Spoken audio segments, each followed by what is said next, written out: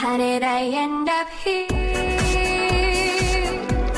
Lying in your arms, watching city lights burn the stars.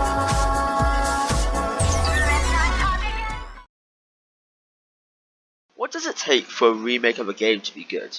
Quality of life changes that feature installments of the same series have brought about?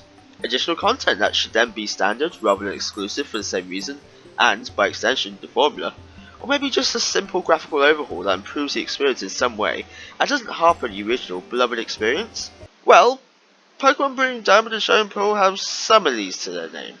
So Pokémon Brilliant Diamond was released last month and has pretty much been my primary focus since then, as newly released Pokémon games tend to be. Except those ones, I never picked those up myself yet to. Regardless, much like the lead up to the release of Sword and Shield, Brilliant Diamond and Shining Pearl were marred by controversy. Not to the level of Sword and Shield, granted, but it was still inescapable if you had spent any time on social media within that circle. However, we'll get into all that as we go along. But first, the elephant in the room. See, back in October of 2019, I did a review on Pokémon Platinum, the sister game to the original Pokémon Diamond and Pearl, which were released in 2006. Now, my main issue here is that, well, to jump the gun here, Platinum is better than Brilliant Diamond and Shining Pearl in terms of structure. And, as well as that, Brilliant Diamond and Shining Pearl are faithful remakes to a T in terms of story structure, meaning that the events that take place, the characters you meet, all that jazz, it's the same as it was in the original versions. Second verse, same as the first. Regarding that, I won't structure this review like I did my Platinum one, where I covered the story beat by beat. Consider this review close to a retrospective, if anything. I do actually have a lot to talk about, and seeing as I'm getting to talk about my first generation of Pokemon, and by extension the Sinnoh region again, I don't want to waste any more of your time. So, that being said, I welcome you to my review of Pokemon Brilliant Diamond and Shining Pearl. Well, just Brilliant Diamond, because that's the one I played through. I'm getting off topic, let's just begin.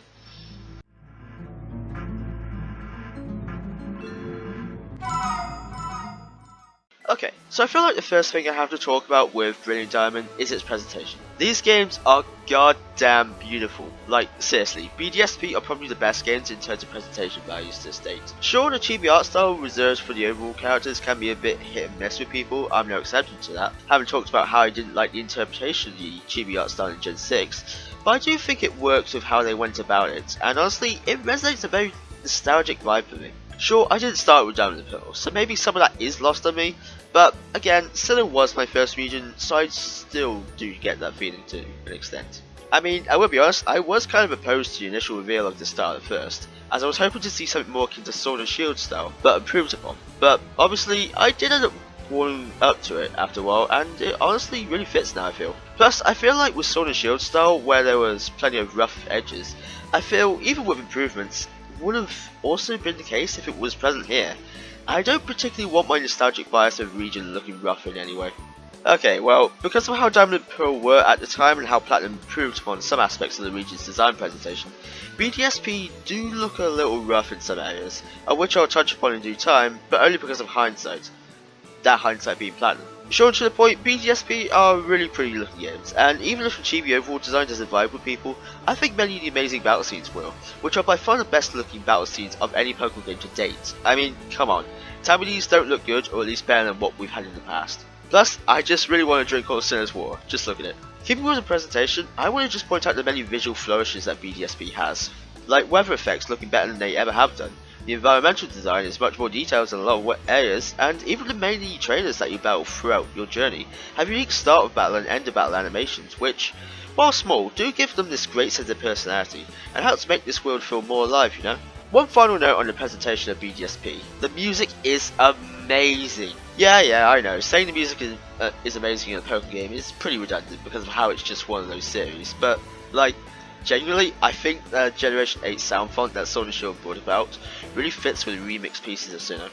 It manages to maintain that colder climate feeling that the Gen 4 sound font made you feel with its heavy focus on the piano, while also being a soundtrack that's primarily upbeat and doesn't murder you with trumpets. I'm so sorry to dunk on you again, Joe3 fans. And yeah, to talk about the soundtrack more, for as nostalgically biased as I am for the Sinnoh region soundtrack, I have to admit that plenty of these remixes are much better than the originals. There are one or two I don't particularly care for and even think are worse in some cases, such as the Lake Shore theme, which really misses the sting and urgency of those first few opening notes in the original, but as for the majority of them, they're all damn great. To name off a few here, there's Twin Leaf's town theme, Veilstone City's theme, Route 209 because of course, it's Route 209, the Pokemon League theme, the one where you're outside, the new battle theme that plays when you face a minor legendary in Ravenous Park, the mascot legendary theme, and, of course, Cynthia's battle theme, which, you know, I did make a meme video of that as a follow-up to what is now my legacy, so cheap plug? Again, in terms of presentation values, BDSP are super strong in that regard. Maybe the series is not quite to the extent that some people fairly enough should be expecting by this point, but BDSP is definitely a major step in the right direction. Now, as for the actual game of BDSP themselves, yeah, they're pretty solid. As mentioned earlier, they're faithful remakes of the original Diamond and Pearl, but only in terms of its structure. It's not like the games maintain everything from the original, like the slow as erosion game speed. They also include many of the quality of life changes that future installments of the series brought about, namely, the removal of HMs. Sun and Moon were the first games to remove HMs being required, instead, having Pokemon you can call upon to do these actions for you, like a Lapras for Surf or a Charizard for Fly. And in BDSP, this is no different. Well, the Pokemon you call upon are different, obviously, mostly being Bidoof and B-Battles for moves like Rock Smash and Rock Climb, which is genuinely really funny to me, seeing as how they were just HM slaves back in the day, along with a Staraptor for moves like Fly and Default. The return of this feature is greatly appreciated because, well, easily one of the worst aspects about the Pokemon games prior to Gen 7 was the HMs being required, forcing you to take up a move slot for something you probably don't even want in the first place, or having to maybe sacrifice one of your plan team members for a Bidoof or something. I mean, I like Bidoof, it's just funny to me, but I'd rather run a Garchomp over a B-Battle, you know. Plus, the removal of HMs being required in that way makes the region of Sinnoh less cumbersome to explore. Okay, well, the moves are still required for making progress, this ain't no black and white, but I just mean them no longer being a crutch, making the region easier to explore. I don't know, there's definitely some psychological explanation for it, but I'm not smart enough, so maybe not. Another quality of life feature they added was the EXP share. Well, more accurately, it's a returning quality of life feature from Sword and Shield, but this time around the XP share is on by default, and much like Sword and Shield, it gives XP to the whole party, rather than just one Pokemon, like in every generation prior to Gen 8. And I'm just gonna say it, this is good. This is good. I see a lot of people complaining how the XP share just ruins the game, but are you seriously telling me that you find extensive grinding to get your Pokemon up to a viable level for battling fun? Just take the L, dude. I'm sorry, the new EXP share being a bad thing is a sentiment I've just never understood. I mean, yes, I still obviously love games like Platinum and the Gen 5 games, but I have an issue with the grinding you may have to do at points, nevertheless. Don't get me wrong, grinding can be alright, but forced grinding? Just no. Little rant aside, the remakes do definitely benefit a lot from these features, and makes the experience of playing through Sinnoh again that much better, of which I, of course, greatly appreciate. But as for this iteration of Sinnoh itself, I'm less enthused. See, the version of Sinnoh present in Diamond and Pearl is different to the version in Platinum. Having said that, you may think I mean there are new areas in Platinum that aren't present in Diamond and Pearl, but no, that's not what I mean. What I mean is that some areas in Diamond and Pearl lack the visual improvements that Platinum have, specifically environmental presentation. A few key examples of this would be areas like the Galactic HQ in Eterna City, Mount Coronet, Amity Square in Heartland City, the battle area, we'll get to that in a moment for a different reason, and Stark Mountain. Again, BDSP are faithful remakes of Diamond and Pearl, but this is where things get muddy. I understand what the word faithful means. I do understand that changing aspects of the experience to fit with future installments of the series does take away from the experience in some way, but I don't think this is an excuse to skimp out on certain bits of content. Those areas I mentioned look very generic and unexciting in Diamond and Pearl, but look full of life and creativity in Platinum.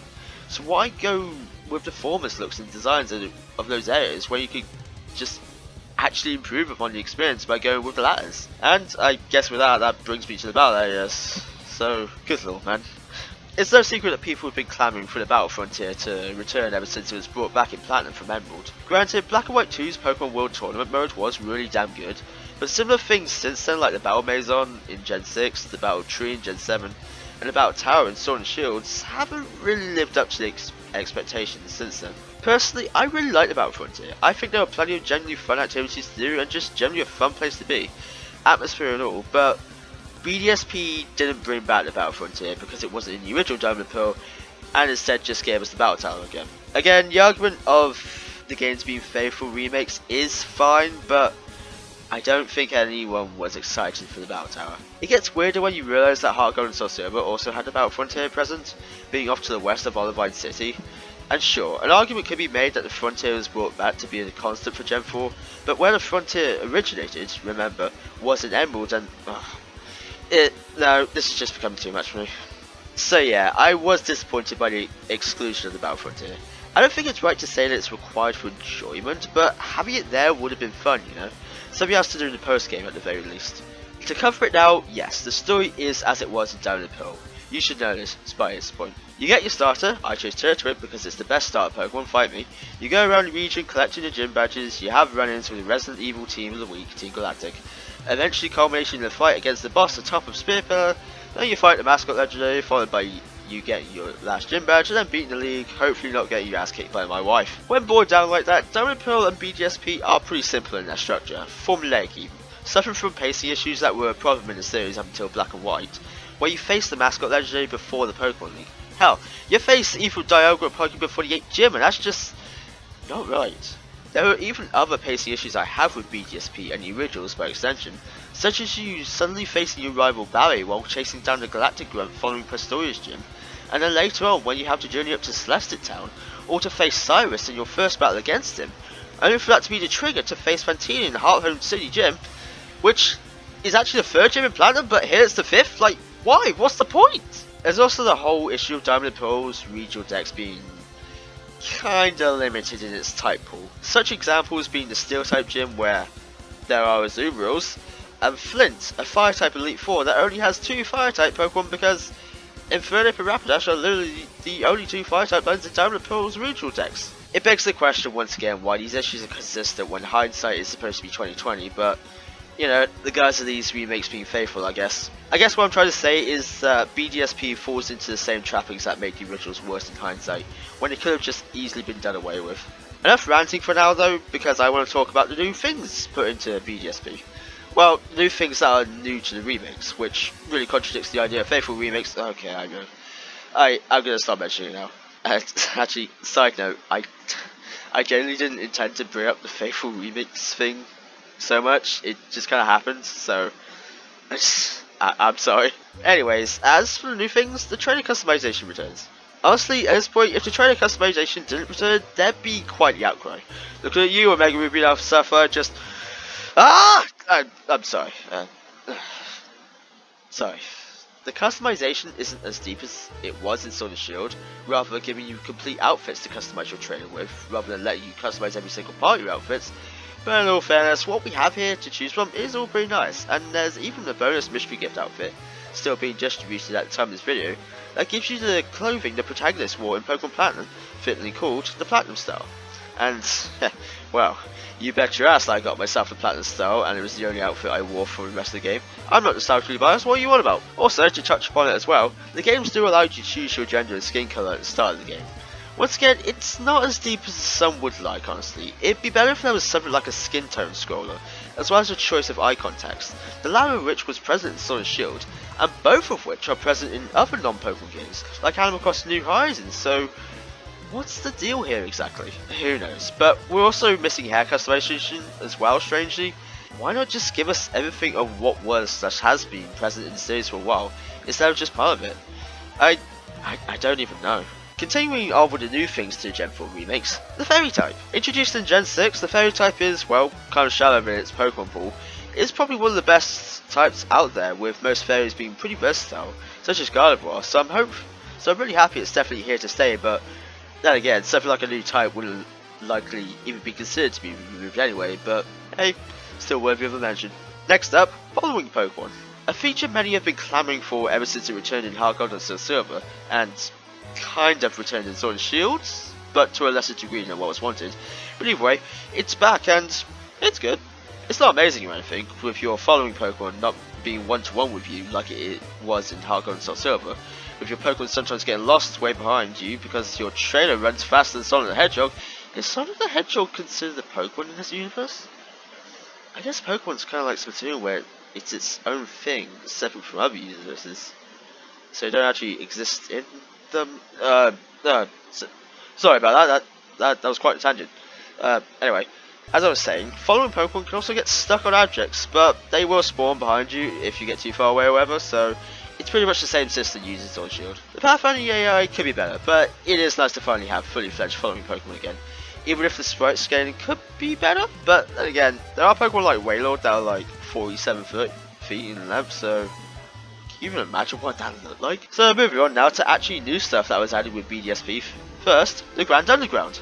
Okay, so this is technically a revamped feature rather than a new one, but so straight to the point, the Grand Underground is the best thing about BDSP. So do you remember the Underground in the original Gen 4 games? Yeah, no like exciting honestly, but the Grand Underground? Oh my god, this place is amazing. Basically, it's similar in design to the original Underground, having an abundance of twisting tunnels and plenty of treasure to dig up, but this time also having many Pokemon dens known as hideaways, housing loads of rare Pokemon for you to catch, as well as new items to dig up, like Pokemon statues, which you can use to decorate your underground base because, yes, that's also a returning feature. From my description alone, it may not sound all that exciting, but trust me when I say that it's generally a really fun place to be. Getting to find loads of Pokemon you wouldn't normally be able to, and enjoying the fantastic remakes of the underground theme. Seriously, I've spent a large amount of time just digging up statues for my underground base and seeing what Pokemon I can find in the highways. It's amazing. There's also the Ramanas Park, which I briefly mentioned when talking about the music. Ramanas Park replaces the Friend Park, which was a way to transfer your Pokemon up from Generation 3 games, but it's quite a kerfuffle to do it nowadays, so I'm just not going to talk about it. Anyway though, Ramanas Park serves as a sort of hub area to catch legendary Pokemon, all housed in these special little cave things. I don't know what these are, but that aside, it's not just a deal of going into the caves and interacting with the legendary Pokemon. No, instead you need these things called slates to summon the respective legendaries so you can then battle them. How do you get these slates exactly? You gotta go underground and dig up these things called Ramanas Shards, and you can use these to trade for slates, obtaining one per every 3 small ones or 1 big one, and as you catch more legendaries, the more slates you can buy. It does sound tedious in a way, I can totally understand if you think that, but thanks to the Grand Underground being as good as it is, it has more by this treasure hunt, if you will. I think it makes it that bit more fun. And it's definitely a nice change from just hunting down like 6 Roman legendaries across the region. Good lord, if I ever have to do that again. I should mention that the Ramanas Park, if you couldn't guess, is a post-game feature, and a damn good one at that. There are other post-game features, things you can do, of course. This will probably be the most time encompassing for you though, should you choose to actually go about doing it. Ramanas Park is also the location of one of the best boss fights in Pokemon, I feel. At least, for a little while anyway. See, if you go and hunt down Giratina in Wildspring Cave by getting through the puzzle, which I did first try by the way, even though I had no clue what I was doing, I'm just that good. And then you go about obtaining the Distortion Plate, you can then fight a level 100 shadowy form of Origin Giratina. This is awesome. I truly got a kick out of it, especially being immediately hit by the amazing remix of Giratina's theme. It's so good. It's genuinely a really great fight, and even though I didn't first try Praxis, you're an absolute legend, it felt like a super atmospheric fight and a genuinely terrifying boss fight at that. I mean, just looking at its field sprite, that's terrifying. I wish Pokemon would do more secret boss fights like this, it was generally so cool. If this is a trendsetter, I'm all for it. I know there's Red in Gen 2 and the Gen 2 remakes, as well as N in Black and White 2, but I mean legendary Pokemon super bosses. Moving away from Ramanas Park, there's also super contests. I still don't like contests, I'm so sorry. If they're your thing, then good on you. I'm glad you can see something in them that I can't, but I mean, hey, for what I've seen, people do seem to be super happy with how the Pokemon contests are now, so there's something to speak to their quality. Just a shame I really can't say anything myself. As my personal experience with Pokemon Brilliant Diamond, I had a good time. A great time even. There were aspects about it, a bunch of them I've already gone over, that did mar my overall enjoyment, but I'd be lying if I said I didn't enjoy myself. After all, I got to venture through Sinnoh again. Of course, I was going to have a good time. For my team, I kind of fell into what's called the beginner's trap by using Pokemon like Staraptor and Luxray, but I love these 2 Pokemon, and there was no way in hell that I wouldn't be using them for these remakes. Along with those though, I chose Turtok as my starter because, well, I've already mentioned, and I went with Gardevoir, Lucario and Manaphy for my final 3 Pokemon. Gardevoir because I really like its versatility as a psychic fairy type Pokemon nowadays, and nothing else I swear. Lucario because, well, not like I really need to say it, but for those not in the know, Lucario is my favourite Pokemon and has been for many years now. And finally, the Manaphy I got from the mystery gifts egg distribution because when else am I going to get to legitimately run a Manaphy on a playthrough team? And as you can see here, I had a certain inspiration behind nicknames. Admittedly, I did also want to run Jirachi too, because I had save data from Sword and Shield for the same reasons I ran Manaphy, but I was obviously breaking my no legendaries rule with the latter, so I didn't want to push it anymore. Personal limitations are always a fear of mine, makes the experience more interesting I feel. I almost forgot to mention, but along with being able to obtain a Jirachi for having Sword and Shield save data present on your Switch, you can also obtain a Mew for having Let's Go Eevee or Pikachu save data present, but guess what games I don't have? That's twice now Mew has been locked behind a $50 paywall. If you have either save data, just talk to these two folks in Flora Town, and you'll get your rewards for buying the previous games. I had a really great time with my team, honestly. Every member got their own chance to shine, and as my star team member, that's hard to say. Maybe Manaphy, or rather Praxis, if I had to say anyone at all. Mostly because she got me my victory against Cynthia, and wrecked house against Origin Form Giratina, so yeah, I'd say Praxis. I had fun exploring the region. Again, I had fun putting together a new team. I really loved the visual presentation and little flourishes everywhere, and I really loved the music. Even though BDSP has its issues that I just can't ignore and I don't feel should be ignored, like the previously mentioned things like hindsight, I do think you have a good time nevertheless. Are BDSP the definitive Sinnoh experience? No, I'd honestly say you're better off with Platinum, but I do think you have a good time nonetheless. These aren't bad games. Don't believe what the mob is trying to tell you.